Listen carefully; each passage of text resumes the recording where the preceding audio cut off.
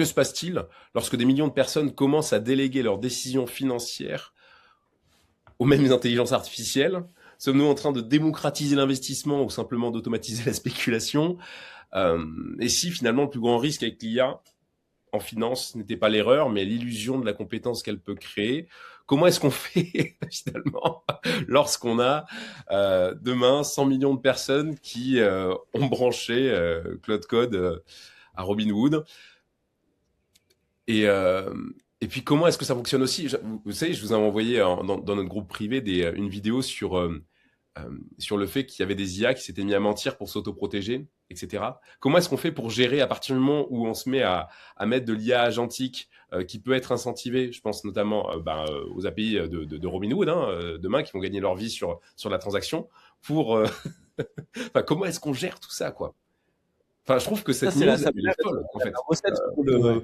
la recette pour le désastre, en fait. Je pense qu'il va y avoir un Black Swan. C'est-à-dire qu'aujourd'hui, il y a Noah qui est derrière juste pour éditer ce podcast. L'IA n'arrive toujours pas à trouver des shorts ou des clips intéressants. C'est-à-dire, on en est là. Hein. Et les gars, ils sont en train de nous vendre AGI, bullshit. Mais de quoi est-ce qu'on est en train de... Où est-ce qu'on va? Où est-ce qu'on va? Non, là, du coup, Arnaud, il a gagné ce sujet. C'est gambling. C'est juste... Faut y aller, quoi. Ils ont dit... Ouais. Et je suis sûr que la team produit a dit, ça marche pas. Le head of product, il a dit, il faut le faire. Mais le développeur a dit, mais ça marche pas. Et le head of marketing a dit, ils nous le font. Et il dit, ah non, mais je prends pas la responsabilité. C'est ce qu'il faut, ça va faire monter. Tant qu'on y va, on y va. Et puis voilà. On l'a annoncé au marché, il faut le lancer. C'est ça. Moi, je suis étonné. Isma, la semaine dernière, tu nous as sorti ton katana pour des nouvelles comme ça. Là, je suis quand même étonné que tu l'aies pas sorti. Parce que, bon, si on revient un tout petit peu sérieux sur le truc, c'est quoi l'idée? Aujourd'hui, dans les marchés financiers, il y a quand même un truc qui existe. Je ne saurais pas donner exactement les statistiques. Je crois que c'est genre 70% aux US et un peu moins de 50% en Europe. Mais c'est quand même déjà des algorithmes qui tradent. Donc le trading haute fréquence que les gens connaissent de nom certainement, mais c'est quand même une black box. Il y a des fonds comme Citadel qui sont très réputés pour ça. C'est déjà quelque chose qui existe, c'est déjà une grande majorité des flux, notamment aux US de trading. Okay.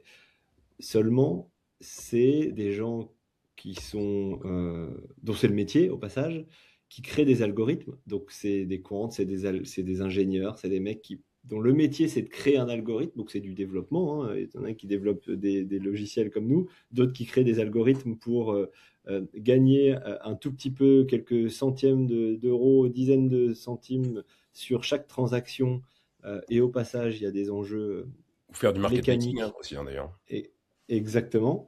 Quand je disais il y a des enjeux mécaniques, c'est que ces gens-là sont sur des serveurs ultra puissants, sont proches des fibres optiques pour que leurs transactions passent avant les autres. Enfin, on est vraiment dans de la mécanique de très grande précision avec des gens qui sont spécialisés là-dedans et qui, bien sûr, ont mis en place tous les niveaux de sécurité, de tests, de tout ce qu'on veut pour trader et gagner quelques pouillèmes par transaction.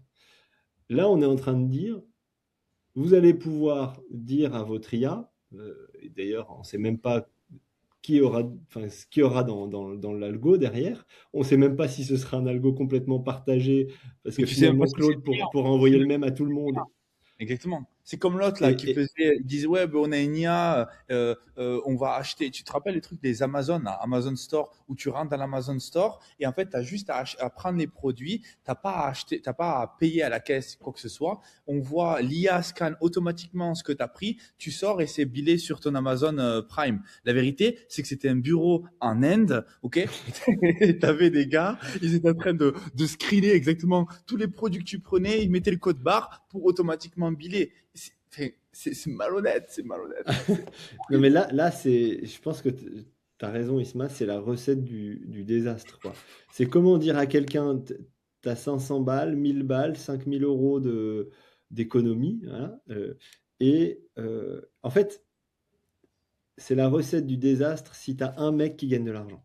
La dernière fois, on parlait de Nas.com qui avait créé 4 millionnaires.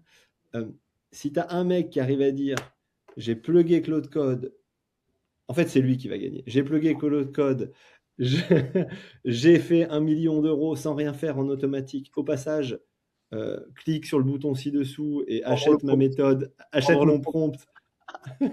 Achète mon prompt, c'est lui qui va gagner. C'est peut-être un des angles de Mass Extract, mais pour tous les autres, ouais, il y a quand même peu de chances. Enfin, c'est pas peu de chance, il y a peu de compliqué chances d'aller que mettre. C'est génial. C'est magnifique. C'est- Mais tu vois, Et quelque qui part, fait ça? Qui fait ça? Qui va faire ça? Mais tout le monde va faire ça. Tout le monde va faire ça. Et tu vois, c'est-à-dire que le stock, le trading, trader, c'est pas suffisant. Tu vois, c'est pas suffisant. C'est-à-dire que ça appelle pas finalement le grid, la cupidité, c'est pas suffisant. Là, tu vois, aujourd'hui, en gros, là, Robinhood, ils sont en train de compete avec Polymarket d'un côté. Tu vois, c'est-à-dire que d'un point de vue compétition, ils se disent, putain, les gars, on perd du mindshare. Comment est-ce qu'on fait pour capitaliser là-dessus? Comment est-ce qu'on fait pour avoir encore plus de... Quel est le next thing? Et là, ils ont dit, n'en dis pas plus. IA, trading, et là, on verra. Sur un angle Mass Extract, je pense qu'il y a quelque chose de plus deep à ça, qui est la réalité de notre changement d'usage de l'IA. C'est-à-dire que de plus en plus, l'IA finalement devient l'interface de communication. Et les produits supports qu'on pouvait utiliser hier, donc de logiciels, notamment, type Robinhood, ont besoin de rendre accessible leur API pour les brancher aux IA. Et pour exister demain, il faut que nos produits ouvrent leur API. Moi, il faut que demain, sur un horizon de 6 à 12 mois, j'ouvre l'API de Value Investing Screener et que je permette à des gens de la brancher à Claude pour que des gens puissent screener à partir de Claude. Et c'est vraiment et je pense que c'est un changement majeur et il faut du coup réfléchir au modèle de rémunération associé au fait que des gens tapent sur l'API directement et n'utilisent plus l'interface des sites web. Et je pense que c'est vraiment un angle produit sur lequel on se doit d'aller petit à petit et à nos manières et comprendre les parties de nos business qui sont adaptées à ça. C'est ton cas avec le paiement Marc-Antoine, c'est ton cas avec finalement la complexité de tout ce que tu as réussi à mettre en place pour le closing et qui est très difficile à recopier en un prompt, Isma. Et mais cette notion de logique d'API et où on permet finalement à ceux qui demain seront éduqués à n'utiliser que Claude Code, et bien de brancher nos infrastructures à ce terminal entre guillemets. Ça fait, je pense, partie des tendances. Et c'est surtout que ce qui est top avec ça, c'est que tu fais aussi payer les gens, non seulement, par exemple, pour moi, au nombre d'utilisateurs, et pour Marc-Antoine, à la transaction sur Stripe ou à la transaction sur le checkout. Mais là, en fait, tu fais également payer les gens à la masturbation intellectuelle. Parce que, étant donné que Claude arrive avec des...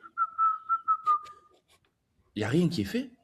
Quand tu vois le coût que ça a, le fait d'en fait, toutes ces personnes qui font des recherches, qui essayent de buller des trucs qui ne marchent pas, etc., tout ça, c'est un coût. C'est-à-dire que c'est assez fou le fait d'avoir, et ça, je pense que ça sera plus sur l'autre sujet, mais en tout cas, tu as également par succès, mais tu as aussi d'un point de vue usage. Tu as quel est l'usage, quel est le workflow de ton utilisateur. Il a des outcomes à high level et donc cela, tu vas être sûr de pouvoir prendre la main dessus et faire en sorte que tu es payé au succès. Mais tu as également tout le reste qui est par exemple aller consulter la data, aller à travers les différents workflows et faire en sorte finalement de harvest ce qu'il a dans ta data, plus avec les MCP, tout ce qu'il a sur son ClickUp, sur son Notion, sur son Google Sheet, bref, Google Drive, tout ça. Et ça, bah ouais, absolument, il te faut un MCP. Je sais pas, t'es en train de bosser dessus là, Marc-Antoine, ou pas? Ouais, on a des super cas d'usage. Ouais, ce sera Un bientôt truc, prêt, tu ouais. vois, je regardais une interview de Monbèche avec, le gars de chez Intercom. Et ça, c'était Ouais. pas mal. Il disait que le gars de chez Intercom, il disait en fait, la plupart des gens se focalisent sur il y a un workflow et ils veulent mettre de l'IA partout. Ils veulent mettre de l'IA, IA partout. Et en fait, c'est-à-dire que, ouais, on peut envoyer des roquettes sur Mars, soi-disant, ok? techniquement, c'est possible. Maintenant, il faut qu'on y arrive. Physiquement, on peut y arriver. Après, techniquement, il faut voir comment on peut y arriver. Et la plupart des gens se focus de leur dream outcome et ils essaient de foutre de l'IA dessus, alors que eux, en tout cas, ce que Intercom, ce que le COO ou le CEO, il me semble, ou Chief Product de chez Intercom disait, c'est il se posait plutôt de qu'est-ce qui est aujourd'hui possible avec l'IA. Et il partait de là. Quel est le workflow qui fonctionne, qui fait le pas. Et puis après, j'ai mon produit, j'ai mon ICP. Comment est-ce que, si je juxtapose les deux, comment est-ce que je fais en sorte d'essayer de deliver the most critical outcome, most valuable outcome. Donc le résultat qui a le plus haut, la plus haute valeur pour mon client. Et donc du coup, tu plugues les deux et tu as plus de chances d'y réussir. Parce que là, aujourd'hui, je vois beaucoup trop de personnes qui essaient de mettre de l'IA partout, sauf qu'en fait, ils mettent des escaliers, en fait, tu vois. Voilà, numéro 1, numéro 2, numéro 3, numéro 4. Sauf qu'en fait, ok, très bien, c'est génial si ça pourrait marcher, mais on voit bien que le workflow, au bout d'un moment, l'étape 2, elle marche pas parce qu'il est bloqué par rapport à… Et tu es obligé de refaire toute ton infrastructure. Et les gens, ils essaient plus, j'ai l'impression, d'essayer de faire à l'IA ce qu'ils voudraient faire plutôt que regarder l'IA pour ce qu'elle est capable de faire et juste l'intégrer à leur business.